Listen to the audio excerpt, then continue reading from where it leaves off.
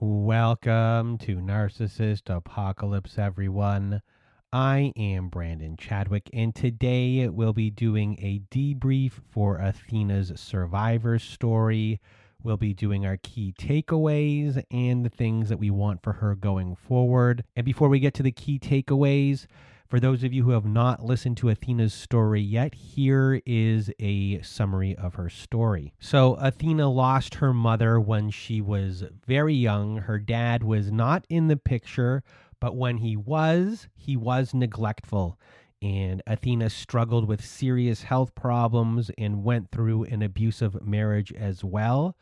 So by the time she reconnected with the abuser in her story, she was quite vulnerable emotionally, physically, and financially.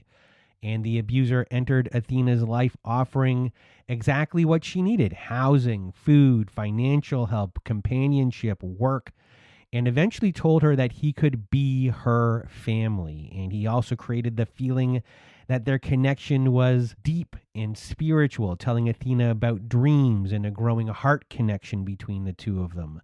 And very quickly, Athena felt chosen and believed she had found someone who could provide the belonging and security and connection that she had been missing. And at the same time, he tried to track Athena through GPS, attempted to take greater control over her phone and her car. And this abuser was also sharing stories of his own childhood trauma, which helped create a really powerful bond because Athena felt compassion for this wounded person she believed existed underneath this person's behavior. And she gave him a lot of leeway than she normally would because she kept trying to understand where this abuser's behavior came from. And as Athena became more immersed in his world, she also encountered his extreme grandiosity. He was surrounded by admirers who reinforced the idea that this person was really extraordinary. And as this is going on inside the relationship, the abuser is using hot and cold behavior, triangulation with other women, gaslighting, future faking, and shifting promises to keep Athena uncertain. So she would continually try to regain the closeness that she had experienced early on in this relationship. And over time, Athena began seeing behavior that made her really afraid, from violent comments to demonstrations on how this person would hurt someone. And eventually, Athena did leave this abuser, but leaving didn't really immediately end all of this fear that she was having. In the years that followed all of this, Athena started to experience extreme stalking, hacking, surveillance, smears on her character, and eventually death threats as well. And she was ultimately able to obtain a restraining order to stop this person for good. And now she is in the healing process of everything. And so that is our summary of Athena's story. And now we're going to get into the key takeaways. So the first big key takeaway for Athena's story is the abuser was taking advantage of vulnerability and offering to fill the missing pieces. So one of the biggest things I took from Athena's story is just how the vulnerability was assessed by the abuser and then used as part of the whirlwind trauma bonding process. And Athena did not come from a life of stability. She was sick a lot. She had financial problems. She had gone through an abusive marriage. She didn't have a dependable family system that was behind her. And at one point, she was living out of her car while she was trying to recover from her ailments, financially, everything. And then comes her abuser, who essentially starts saying, I can help you with all of this, even saying, I can be your family. And the abuser here figures out all of her needs very quickly after listening to her and seeing the things that she's posting on Facebook. And he starts to position himself as the answer to all of her problems.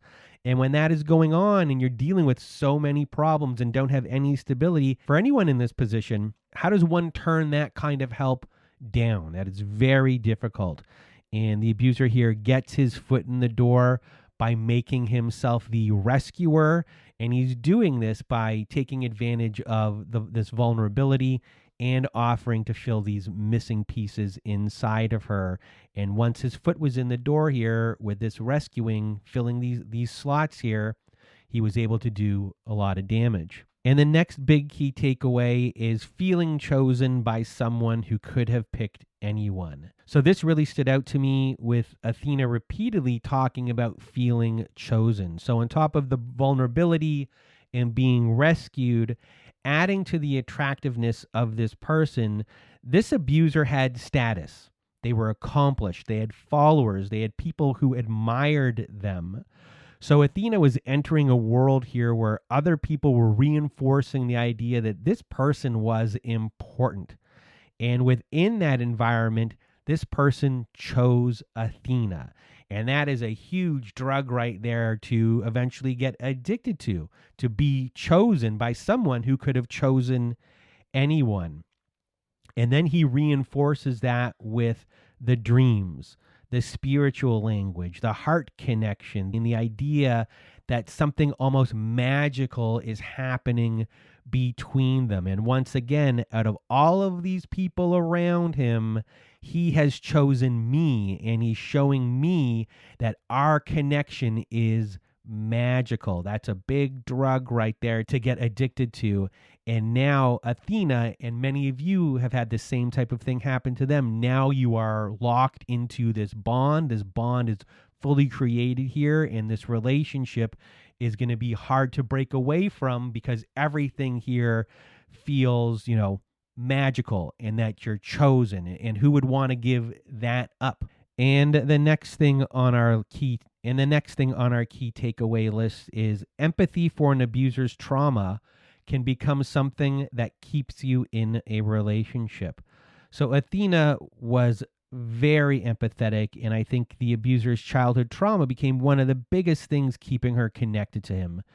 And very early on, the abuser told Athena about him being sexually abused as a child, and Athena really connected with him even more emotionally after this. And this became an excuse for his behavior in many ways because Athena began seeing the wounded child inside of this abuser instead of seeing them as an abusive person. So when the abuser violated boundaries, when he withdrew, when he triangulated with other women, or when he hurt her, Athena would see this wounded child inside of him instead of the abusive person. And she would say, it is his trauma. That is the reason why these things are happening. Or maybe he is not good at intimacy and does not know how to love properly. And maybe if I can understand him enough, he will eventually feel safe enough to become the person I occasionally see underneath all of this. So what is happening here is there's a lot of empathy that Athena is giving her abuser right here, but the focus is not on the abuse anymore. The focus eventually here is on why they are abusive instead of the actual abuse. So it's making the abuse disappear. And this empathy, which is a very good trait, it's an admirable trait to have. It is giving the abuser more chances. And by Athena's own word, she tolerated things from him that she normally would never have tolerated because she kept connecting his behavior back to his trauma. So the empathy for this abuser's trauma kept Athena in this relationship longer, and I'm sure for a lot of you out there as well too. And then the next thing on our list is the hot and cold behavior. The intermittent reinforcement was control. So the dynamic that is going on here when it comes to abuse, this is how an abuser really wants this to function. The abuser will give the victim what they want: closeness, affection, attention, emotional support, and then withdraw it. And this makes the victim start overthinking. What happened? Did I do something? Did I ask for too much? Does he still care? And eventually, how do I get us back to where we were? So it's creating instability. The victim doesn't know where they stand, and wherever they do stand, the ground beneath them is not going to be stable. So you doubt yourself. You may overfunction or appease the abuser, hoping to get that original person back. You might start changing your behavior because you're trying to avoid what causes those cold periods, and you're trying to really just recreate what brings these warm periods back. And this is one of the reasons why intermittent reinforcement is so powerful when it comes to control. When you don't know what is coming next, it makes you chase even harder because you don't know what is coming next. So you're always trying to then be on your best behavior to do what they want before they even have to ask for it anymore. You're always now trying to think a step of ahead, and your focus is on their world. So it's a control here that is going on that now they don't even have to kind of implement in a way. That intermittent reinforcement starts to do the work for them because now you're trying to anticipate when those good moments could show up. So you start to try to conform your behavior thinking that this will make a difference. And the next thing on our list is future faking kept Athena in this relationship longer. So the promises made to Athena were jobs, trips, financial help, community, belonging, a future together. And these promises kept changing after each one starts to not really materialize anymore. So it's this dangling carrot in front of her that keeps changing, which is very hard to see when that starts happening. And this is what is keeping her in this relationship longer. Jobs never happened. Connections to help her never happened. A future together. Sometimes he'd say they were together, sometimes not. Plus, he's seeing other women, so this future together is not really happening. And every new future fake was like a reset in the relationship, and that reset kept this relationship going longer. And then the last key takeaway is connecting with the wounded child gave Athena hope. So as we mentioned before, there was a big thing with empathy for this wounded child in the abuser. And Athena believed that there was just this other version underneath everything, this little child underneath everything. And it was a wounded child from his past. And Athena saw somebody who had difficulty with intimacy due to his past. She believed there was a nicer person underneath this grandiosity that was going on. And sometimes Athena felt like she reached that hurt child in him. She talks about one evening where he was relaxed and became really emotionally present in a way that she rarely experienced with him. It was breadcrumbed, this type of behavior. And this became evidence to her that this little wounded person was inside of him once again. And moments like this can keep someone in an abusive relationship much longer because it is representing hope. And many, like Athena, stay for the person that they believe the abuser can become, that they can reach into that abuser and get a hold of that little wounded child and nurse them back to being the person that they sometimes saw. And that belief keeps hope alive and can keep a relationship going even longer. So those were our big key takeaways for Athena's story.